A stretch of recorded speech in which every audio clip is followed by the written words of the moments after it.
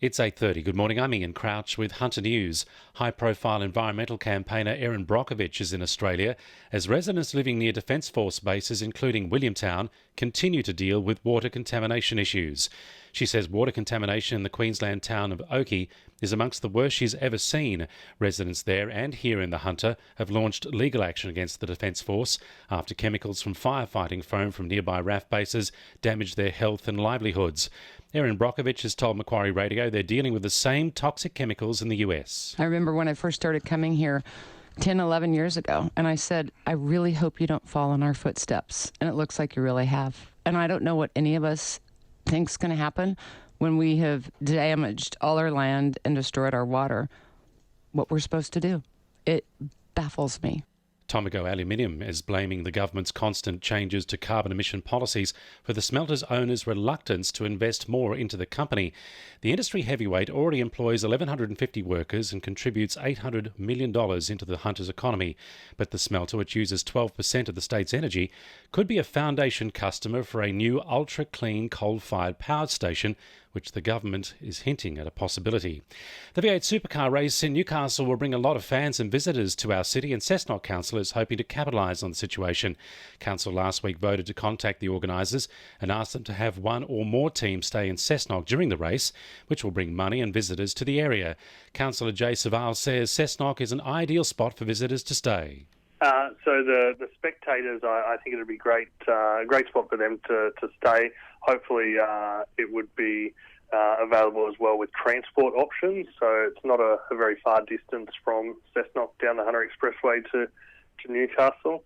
We've got some fantastic accommodation providers in the Hunter Valley. A psychiatric assessment has been ordered for a man accused of going on a crime spree across the Hunter. The Herald reports Alexander Lee has been charged over a service station robbery at Taro and the theft of 3 cars in the Port Stephens area on Monday. He's been refused bail and is due to face court again on April 26. Cruise liner Radiance of the Seas has finally set sail from Newcastle Harbour this morning after big seas and a medical emergency delayed her departure. Port authorities advised the ship's captain to stay put yesterday afternoon due to 8-metre swells, while an elderly patient had to be taken to the John Hunter Hospital after suffering a suspected heart attack. A Guinness World Record attempt for the most people crocheting at the same time and place will be happening in Singleton at the end of this month in a bid to introduce the pastime to a new audience. If 500 people attend, the record will be broken, and participants are being asked to register prior to the event. Council Event Coordinator Di Snedden says it's a fun way for people to relax and learn a new skill. So we've had free lessons happening at the schools and at the library to try and get as many, aged care facilities to get as many people learning how to do it as they might sort of, discover a new interest or a hobby if possible. And it's really, the chain stitch is really simple. It's just one of those things that's simple that everyone, might enjoy doing and learn how to do. Sport for our sponsor, PRD Nationwide East Maitland. Latrell Mitchell has been dropped from the Sydney Roosters side to play the Knights at McDonald Jones Stadium on Good Friday. He was a notable absentee from coach Trent Robinson's 21-man squad just days after the 19-year-old was pulled from the field in the Roosters' big loss to Brisbane. Meanwhile, Danny Levi returns as the hooker for the Knights, Jamie Bureau moves to the second row, and Sam Stone has been named on the bench.